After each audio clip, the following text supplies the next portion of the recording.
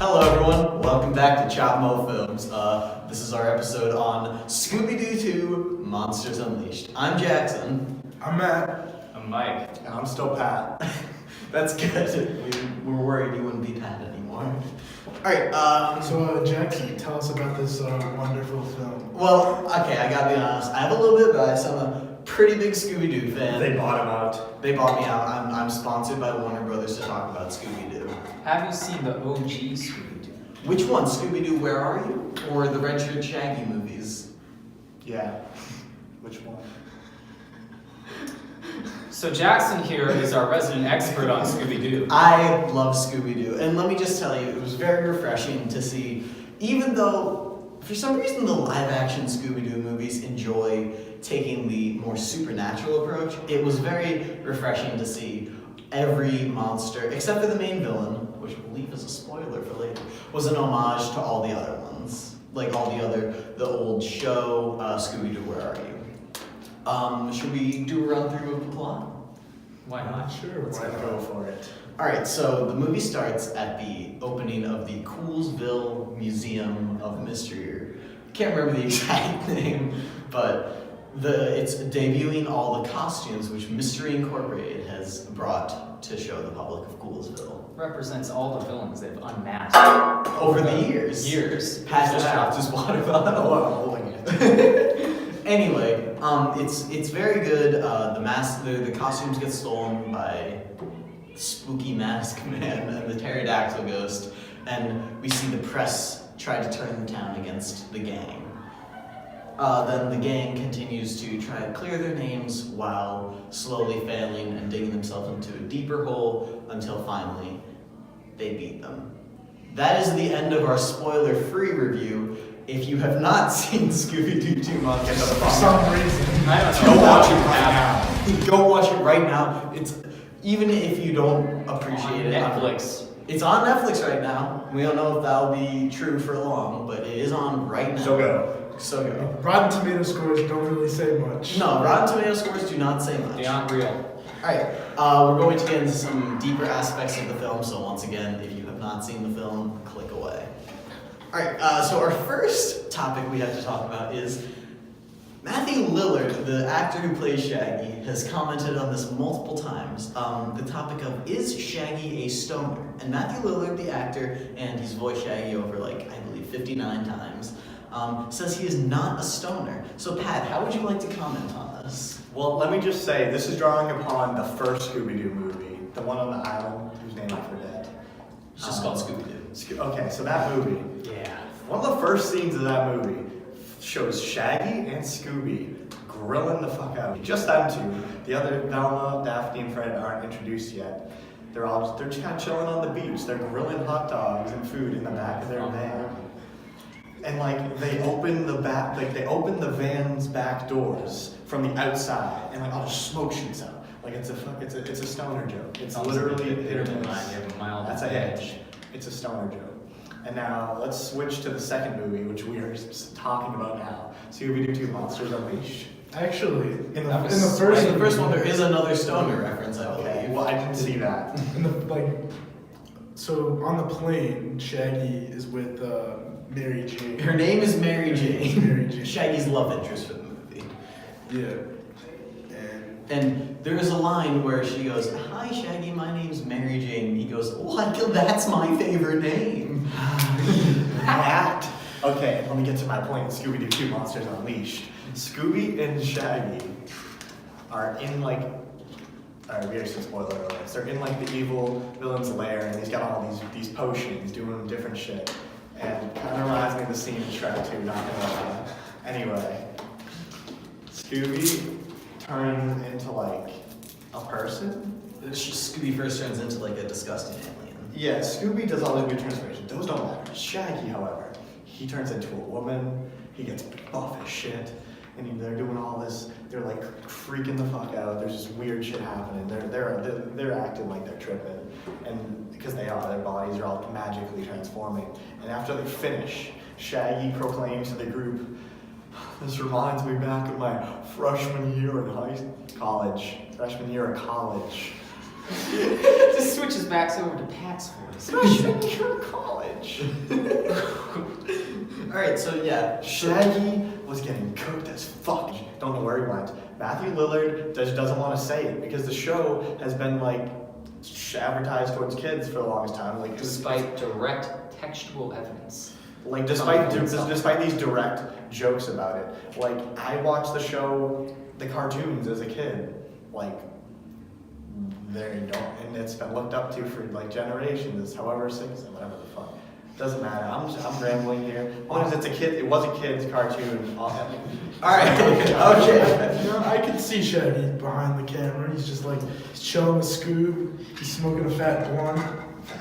Packing factory. I can see it. Although, Pat, you did bring up an interesting part. I don't think I'm on frame anymore.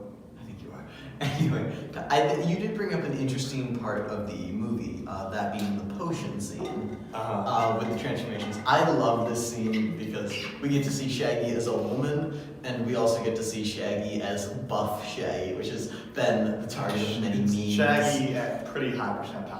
Not we wouldn't be Essentially able to see that. dead meme now, probably. It's a dead meme now, but I love that scene because he just gets to ham it up, and we love that. And Scooby becomes the alien. He becomes the Tasmanian devil, which was a fun surprise to be sure. And he also becomes smart Scooby, who turns him back. All right. Then Articulate Scooby. Articulate Scooby. Verbose. By the way, little known fact, a real woman's body was used for that scene where Shaggy turns into a woman. Yeah, if you can't tell through the flawless CGI. I feel like Flawless Matthew CGI. Lillard's body can just transform. That's right. This is in the Shrinks. era of such films Gets as The really Lord of the thin, Rings. gets that perfect hourglass. And figure, Harry Potter. And then he gets Half. juiced.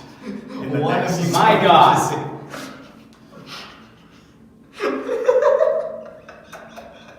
Start back in CGI. Anyway, Woman had one role in her entire life, and it was as the body of Chick Shaggy, as it's called in the credits. That's who she is. She's Chick Shaggy. She actually forever. did She's doing better than all of us. Yeah, that's what she's credited as. She's Oh, she's doing doing great. credits. Take Look her up. She has a Wikipedia page. She It's does- Chick oh. Shaggy. Yeah. All right. The next one, I don't know if one of you two want to take this point, is in the movie, for some reason, it seems that Daphne is portrayed as an action hero. Do either of you want to take that? No. Well, she tries to do karate moves on an electricity monster. Which was foolish. The 10,000 volt ghost. She tries to flying karate kick, and it doesn't go well. He throws her back. He throws her back. Big damn far. Have we He ever interrupts seen Fred's Daphne death. as like this action hero in any? I believe in the original live action Scooby Doo movie, like it hints at her trying to be independent, but I don't know how that translates. Oh, she fights the wrestler in the original Scooby Doo movie. So we have, I don't know if it was in the cartoons, but it's definitely in here. Yeah, Daphne just out chats Fred. Yeah, it's like Fred is not important. Like Fred does nothing in the movie. He does say, talking is for wimps, because somebody asked him to talk about his feelings. Daphne because asks him to talk. That was the Daphne- one uber masculine thing that Fred did in the entire movie. The rest of the movie is Fred failing at his own masculine role. Fred While is supposed to be- Daphne takes the place. Yeah, Fred is supposed to be the masculine leader, and he absolutely blows it. He ends up talking about his feelings, which is, we all know is something men just do not do. That's ever. it's simply It's for incorrect. wimps. It's for wimps, as Fred 100%. says, and then goes back on it. Gets his Fred shield knows. shattered. That's by his the character Black Knight arc. Ghost. The Black Knight Ghost shatters Fred's shield when he goes up initially, smacks her Just ass. keep smacking. That's right. Yeah. Fred fails immediately. We have a guest speaker. We have a guest speaker. We have a Come guest on in, speaker. a Come guest on speaker. All right. So yeah, Daphne is a weird action hero in this movie. Well, Sarah Michelle Gellar. Sarah Michelle no, she's Daphne. Fun Buffy the fact. Vampire Slayer. Fun fact: Daphne, Sarah Michelle Gellar, and Freddie, who is aptly named as an actor, Freddie Prinze Jr., are married in real life when the movie came out, or shortly after. I don't know if they're still married. Those celebrity marriages never seem to last. All right. Now we're gonna go to something that Matt actually brought up about Scooby snacks in the movie. So it's a bit odd that I think about it, but like no use of Scooby snacks at all in this movie. Like it's a bit odd because you see that literally in almost every single Scooby Doo film, TV show, almost everything. But Even in the original live action Scooby Doo. Did they do the first movie? Yeah, Daphne convinces them, would you do it for a Scooby snack? And it's iconic. it's part of the Scooby Doo mythos. It's Here's- real. You can eat Scooby snacks. Here's my They're theory. real food. Here's my theory. You guys have all had the Scooby snack, like The biscuit. delicious The best. Nabisco graham crackers. But the key word there is Nabisco. Oh, is it? National biscuit. Nabisco, Company. that's right. That's They right. are the National Biscuit Company. They got a lot of clout in the United States of America. They do. Perhaps at one certain time, around the turn of the century, even more so than Warner Brothers. Now, it might not seem like it nowadays, with the popularity of Scooby-Doo. But at one point, Warner Brothers has potentially been on downfall. And Nabisco. They got a lot of they bought out the rights. They to bought out Scooby the rights Snacks to Scooby snacks. That's from what they Warner did. Brothers. That's Warner right. Brothers needed cash to fund their next Scooby-Doo film. Do we have any backing for this? Not at all. Not at all. I didn't even read the Wikipedia article. You heard it here first, though. You heard it here first. That's our hot take. I could not care less. Alright, so And that's the tea. anyway, one interesting thing about this movie is even though a bunch of people crap on it, oh, it's a Scooby-Doo movie, how could it be good? It's written by James Gunn, who is James Gunn. James Gunn. As you may know, he wrote lost himself his Guardians of the Galaxy 3 role due to sexist and racist tweets 10 years ago. They weren't. But he also They wrote were- Harry Potter, Did he? Did he what? Did he do that? as we all know. I don't think. What did you say? He says James Gunn wrote Harry Potter. I don't think that's true. He made AirPods? Yeah. Wrote Harry Potter. Oh. Anyway, so one of the scenes where I really think that James Gunn shows his creative ingenuity is in the scene where we are introduced briefly to the cotton candy glob. Does any of you want to comment on this before I take it away? So there's this huge just glob of cotton candy, and just Shaggy and Scooby just devour the entire thing. It's one of the ghost monsters. The cotton candy glob. It's honestly horrifying to watch. You don't even see it. It's almost edited. This is James Gunn's genius, by the way. Edited like a horror movie where it happens off screen and you just see bits of cotton candy fly out, and it's genius. Kind of reminds me of the blob that ate everything from Goosebumps. Except the cotton candy glob loses. Kind of makes me Right. think of Seth Rogen from Monsters vs. Aliens. Bob. Oh my god. Remember him? Bob is the I don't best. know how to breathe. That's such a bad movie. It's a great movie. We're What gonna are do you that talking- next. I love it. Can we do it next? Oh, by the way, we might not have We're it. doing it next. Well, okay, fine. Monsters vs. Aliens, your next ChopMo Films. You heard it here first. This is the only place you can hear it. But one of the final serious parts we want to They're talk. zooming across the campus. What the fuck? That's not a street. 3, That's a 2, walkway. 1. Alright, one of the last serious points I want to bring us to is the penultimate, the climax scene of the movie, where the tar monster, who's just one of the most OP monsters we've ever seen in He Scooby murders a Doo. bunch of people. We're pretty sure, it's not shown on screen, but we're pretty sure he actually killed people. Tar just went into some guy's mouth. That guy's not living. They were getting choked out. Yeah, He's dead. Unequivocally jacked, that tar monster. He's an S tier monster. That's right. I don't even know what that means, but Anyway, Yeah. in the climax scene, the tar monster has the gang, except for Scooby. And they're trying to put the control panel back on the monster making machine. We see Scooby fearful for his life. And we watch as the tar monster and masked man almost defeat him. Almost.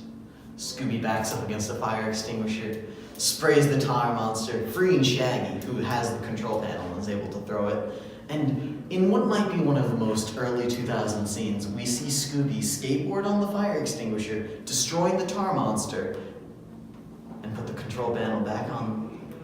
Oh, he puts the control panel back where it's supposed to be to reverse the monster making process with possibly the greatest one-liner of all time. The bad guy looks to Scooby and says, "You can't do this. Who do you think you are?" And Scooby responds with the most beautiful words. "Man, you want to do this for me?" Scooby, don't. Oh, such a great scene. Amazing.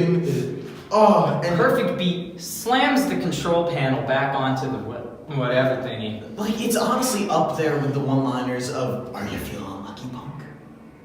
And just Famously said by Daniel Radcliffe. wrong. The woman in black. In Men in Black, you're right. Says Dave. it to the woman in black. Says it to the woman in black Myself. But it's just such a good scene. I really don't know what else to say. Forgot to mention the original. It's been 2004ified, but the original Scooby Doo "Where Are You" theme is playing over that scene. It's muted, but you can hear it. By Simple Plan. By Simple Plan, apparently. What's Alright. your Scooby Doo? Nope, not What's New Scooby Doo. It's Scooby Doo, Where Are You? Scooby Dooby Doo. Ignore what I Where said. are you? Cut We got some It's work not to Simple do Plan. now. Alright, now We're gonna so get that copyright strike from Warner Brothers. yeah, that was For the so disco. perfect. It was so perfect. Alright, Mike, you want to take it away with I didn't want to write this because I didn't want to say anything on it. Do you have your notes? Or just, I do technically have my notes, but I I'm think- probably not even gonna use them. I think just read off of it. I didn't want to write it down because That's okay. I wrote Mike's Fred tangent. Yeah, Mike's Fred tangent. Sure, why not? Do whatever you like. I don't care. I got Yes. creative freedom here. I got hold of the reins.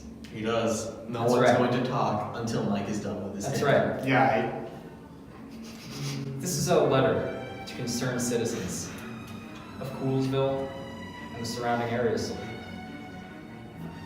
I am here to warn you about Fred. Fred is a prolific predator. I'm not going to say a predator of what nature. He's a predator of children. In the opening scene of the film, Fred is introduced. He's introduced to the public. The public comes out to meet him. And of course, what was chosen for this scene? Who was chosen for this scene to be Fred's fan base? Girls who looked no older than 13.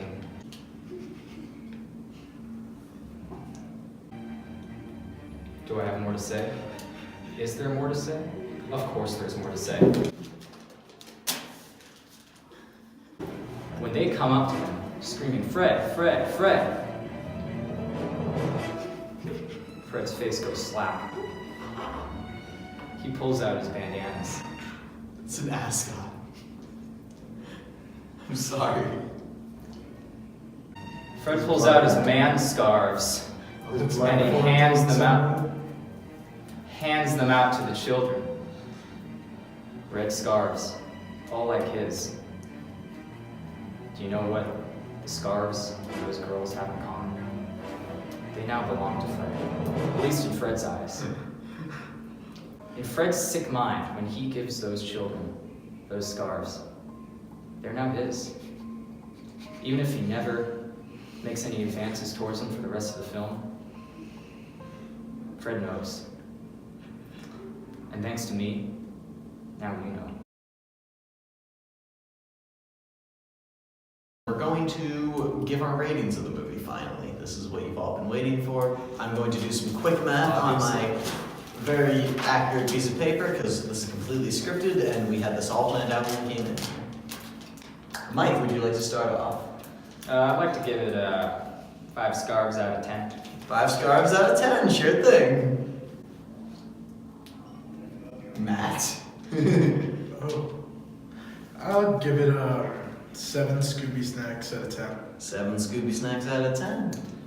I'll give it 7.1 thick Velmas out of 10. 7.1 thick Velmas out of 10. Because it's better than a 7, but not by much. I'm just gonna write down 7. I'm going to give it 9 Black Knight Ghosts out of 10. That adds up to 28, so divide by 4. Scooby Doo 2 Monsters Unleashed earned a 10 or an 11 out of 10 on our rating chart, making it the highest rated and only rated movie on our channel. So Because we're professional movie critics. we are. This is Our our ratings are a little bit different than yours. Rotten Tomatoes doesn't know what they're talking about. Thank you for watching the first episode of ChopMo Films. We hope to see you back next time. See you guys. We'll see you guys. See you in the next one. Bye. Bye. See ya.